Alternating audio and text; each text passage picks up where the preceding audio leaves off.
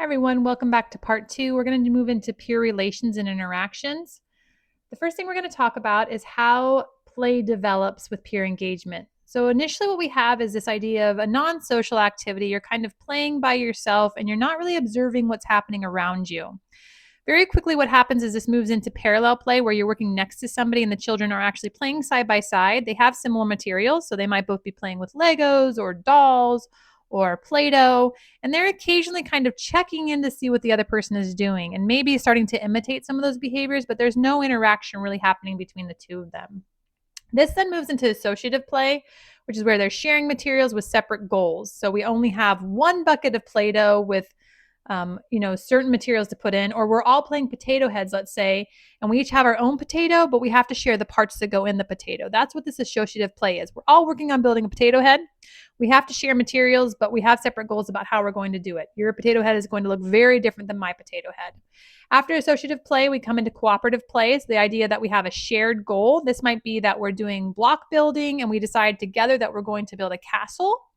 And from there, we go into sociodramatic play. So now we've built this castle, we can pretend play that we are knights in shining armor, or we're a king and a queen, or perhaps we used our blocks to build a restaurant and now we're serving people in our restaurant. So it's multiple steps, lots of shared goals happening.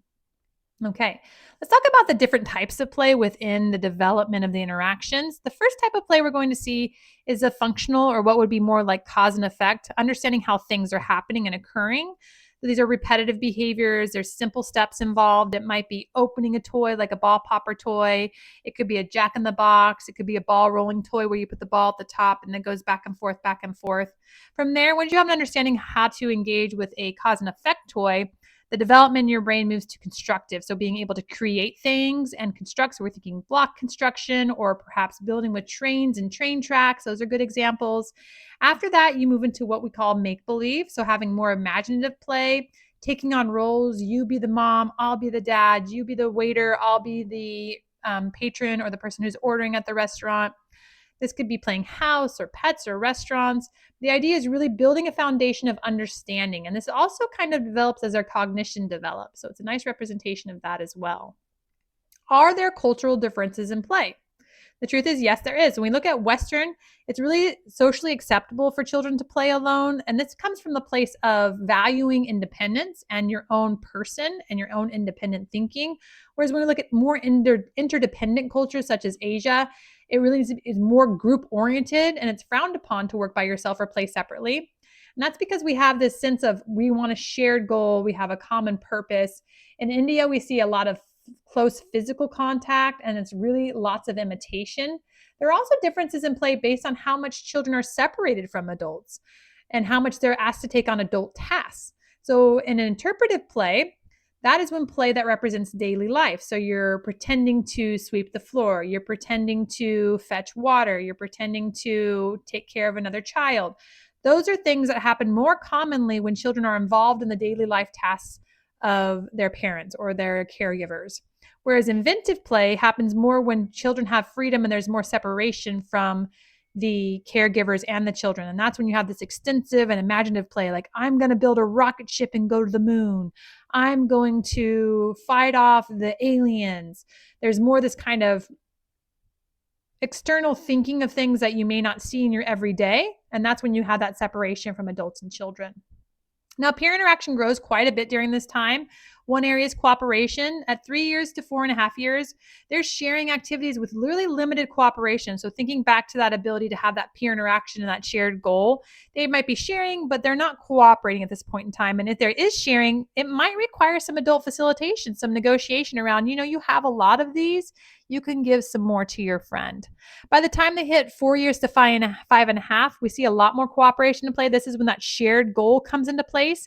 And the children are initiating the interaction. So there's no adult facilitation. It's actually children going and saying, would you like to come play with me? Do you want to go play house? What do you want to play?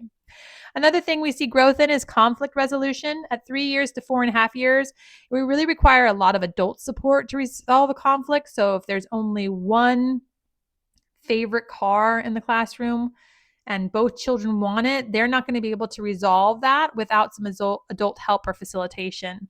At 4 to 5.5, they're going to start attempting to solve these problems for themselves. They might say, okay, you have it first, but then I get it, or you get it now, but then I get it tomorrow. So some of that negotiation starts happening. So there is some conflict resolution. We also see some growth in fairness and respect at 3 years to 4.5 years. There's this understanding that we should share. They're beginning to understand that there is a sense of fair in the world. It's fair for us to have the same amount of crackers. It's fair for you to be in line first and then me in line first next time. It's still going to require some adult facilitation at this age, so they might understand what fair is. It doesn't mean they're going to comply with it. At 4 years to 5.5 years, not only do they understand what's fair, but they're going to tell you if it's not fair. So they're going to say, hey, he has more crackers than me. That's not fair. They're also going to be more likely to share without adult assistance. And they'll have this understanding of, oh, I have more crackers than you. Let me give you some more willingly. We also see some big improvements in developing friendships. 3 years to 4.5 years, you have maybe one or two friends that you feel really close with that you always kind of interact with. Your play with those friends tends to be more dynamic. There's more interactions happening. It lasts longer. And then at 4 to 5.5, it shifts and the friendships become more reciprocal. So they're not so surface level. It's the idea that we both take care of each other. It's a give and a take. And because I'm so connected to this give and a take, there's more motivation for me to problem solve with you and have that conflict resolution because I enjoy being around you. I enjoy your company. I'm motivated to make sure that the play continues to happen and that we can continue to be friends. Let's talk about the social problem solving process that happens for children and really for all of us. So you have a problem. And what happens is you enter it and you think, okay, what is happening around me? What are the social cues? So for example, if a child wanted to swing on the swing set, and the problem was there was no swings left, they would walk up and read the social cues. Did anybody look like they were done swinging? Is everybody still having a fun time? Is there a line already formed? They're reading the social cues. Once they have the social cues, they're going to interpret those social cues. Okay, maybe in this case, there's not a line already formed, but everybody looks like they want to swing and nobody wants to get off. So now I know where my problem is. My goal is to get a swing. Okay, I have a goal. I understand nobody wants to give up a swing and there's not a line started yet. What can I do? My strategy is going to be first to ask if I can have a swing. And if that doesn't work, I'll start a line. After I've done that, I said, how can I have a swing?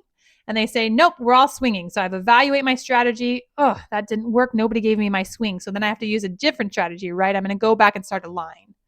And then once I say, oh, the line is working, I'm going to enact that strategy. I'm going to stand in line. And then when it's time for me to swing, I'm going to go through the whole process again and read the social cues of who I should ask to get off the swing. So we're constantly going through this process of I'm getting information from the outside world. I'm setting my goal. I'm going to generate a strategy that might help me meet the ends of my goal. I'm going to try to put it in place and evaluate its effectiveness. Once I enact that goal, if it doesn't work, I'm going to have to start the whole thing over again. All right? And with that, we're going to stop here. We'll come back and talk about morality and aggression. Thanks for joining me.